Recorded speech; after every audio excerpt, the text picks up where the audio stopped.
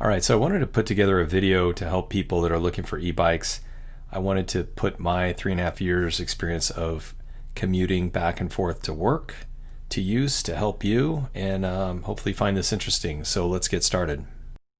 All right, so first of all, there are a ton of bikes out there, e-bikes, and you're going to find them from all over. In fact, one of the videos that I had that's quite popular was the bike that I bought on Amazon, this brand SMLRO, and I had some high hopes for it, but ultimately the pedals ended up coming off. Had some other electrical issues, which I had my friend help me with, but at the end of the day, it pretty much just got recycled. So you do get what you pay for. It was a couple of years ago when I got it, but I still feel like for the price point, it's better to spend up a bit more to have a sturdier bike and save yourself money in the long run, so you don't have to buy yet a second one. Back in 2016, I selected the Rad Power Bike's Rad Rover. This was at the time a very nice choice. I felt it was in a lower price point than most of the bikes. It was a company based in Seattle, so I knew it would be like local-ish for me to get any kind of Q&A or support and overall stability. I like the idea of a fat tire bike. Fat tire bikes were kind of more thing then, I think, than maybe now. And they were, to me, it was just such a cool looking bike. So that's why I selected the Rad Rover. The things I like about it are, first of all, the power. It is a very powerful bike for 750 watt.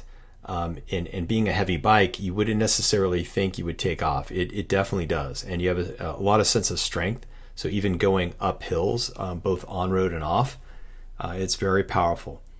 The other thing I like about it is stability.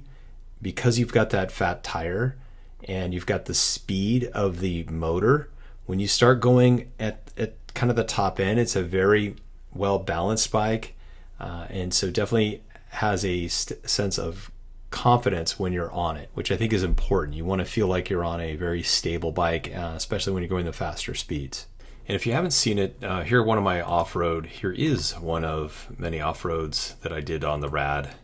And this one's filmed in 3D, so you can see the approach and how easily it gets up the hill. You do have to pedal. You can't just do throttle only. You do have to pedal, and it gets kind of difficult as you go, and you do slow down. So let's see, this will give you a perspective. That's about exactly how steep that hill was, to get an idea. And I am pedaling. You can see that. You do have to, there's some work involved. So it's not magic, but it definitely motors well, worked really well off-road. All right, so now let's get into some of the dislikes. So traditional bikers do not like high-profile bikes, fat tire bikes. I think it just causes a sense of irritation. Again, with the fat tire knobby wheels also, you're like a buzzing bee coming up on people. And I've had people yell things, all kinds of stuff, parents, everyone, even if you're going slow and being careful, it just stresses people out. So that's definitely something to be aware of. One of the others is it is a heavy bike. Changing the tire is not easy, especially the rear tire, because by the time you unplug the rear hub and get all that ready to go, it is a very heavy bike. So just keep that in mind. Most people don't talk about that with e-bikes, is changing the tire. That has to be something that is relatively easy, or you will find yourself just making a phone call and asking for someone to come pick you up. So just keep that in mind. The other thing is with smaller sized people, it can be very intimidating, and definitely that is something to be aware of. One of my videos that shows you the fat tire bikes, that's the Rad right there, and behind it is the Juice Bike's fat tire bike, and they both suffer, if you will, from that problem of having a high profile. They're both very heavy bikes. There are some nice differences between the two, and I do in this case, because of the torque sensing, really like the offering that Juice Bikes brings. But there is definitely a price difference. So there's a lot of things for you to consider. And I would say, depending on what you're planning on doing, if you're doing more commuting and you want to get more fit, juice bikes is definitely the better way to go. Torque sensing just has a completely different vibe to it. You actually end up working harder because with pedal assist, PAS, the bike is doing most of the work. You just are flashing, if you will, a magnet across a sensor that pulses the motor, and then but there's no intelligence at all. Where the torque sensing is sensing how much pressure and torque you're applying to the pedal and then advancing the motor. So it's letting, the way it was programmed, it's letting you do most of the work where it's right behind you helping out. So it's not overpowering. And that's definitely an important difference between the two bikes. Now, the other thing is, if it looks like a motorcycle, it's probably not a good bike to have on a trail. It looks cool, and a lot of people like the look of those. But in general, for example, this one here, the Super 73, it does look like a motorcycle. It's fun to look at, but you put it out on bike trail and people get really tense. So just be careful on your selection. And speaking of Super 73, and I'll also put Baby Maker in there in the same category, they are single speed. So there's only one gear that, even if the Baby Maker can do a class 3 of 28 miles an hour, at the top end, it's geared, like what is it geared to?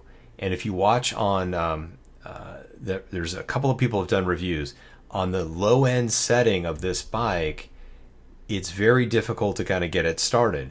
But once you get it started, then it's got that sweet spot. So they have to dial it in to a certain speed so that it's comfortable, right? It can't, so at the top end you start to spin out, or what I would refer to as spinning out, because as you're going faster, you can just only go so fast, and then at that point, what's happening? So that, to me, I think that's a drawback of that one and the Super 73.